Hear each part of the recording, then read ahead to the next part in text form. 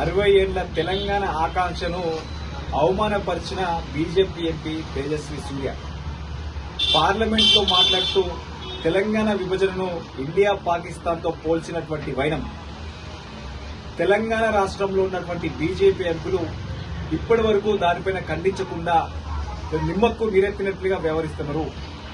దీన్ని బట్టి బీజేపీ ఎంపీలు ఎవరి కోసం పనిచేస్తున్నారో స్పష్టంగా అర్థమవుతుంది.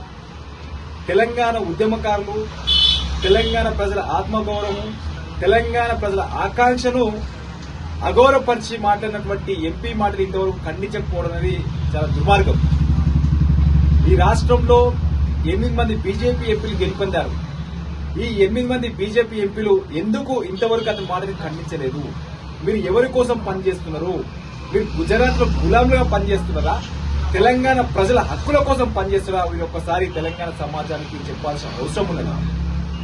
తెలంగాణ ఉద్యమంలో అనేక మంది ఉద్యమకారులు, విద్యార్థులు, యువకులు ఆత్మ బలిదానం చేసుకుని తెలంగాణ రాష్ట్రం సాధించుకునే తెలంగాణ రాష్ట్రాన్ని అవమానపరిచే విధంగా పార్లమెంట్ లో మాట్లాడిన మాటలు మేము ఖండిస్తూ ఉన్నాం. తక్షణమే అతను పార్లమెంటు సభ్యత రద్దు చేయాలి. దాంతోపాటు పార్లమెంట్ లో మాట్లాడినటువంటి మాటలను రికార్డు నుంచి తొలగించాలి. తేజస్వి సూర్య వెంటనే తెలంగాణ ప్రజలకు తెలంగాణ ప్రజలకు క్షమాపణలు చెప్పాలని చెప్పేసి మేము డిమాండ్ చేస్తా ఉన్నాం.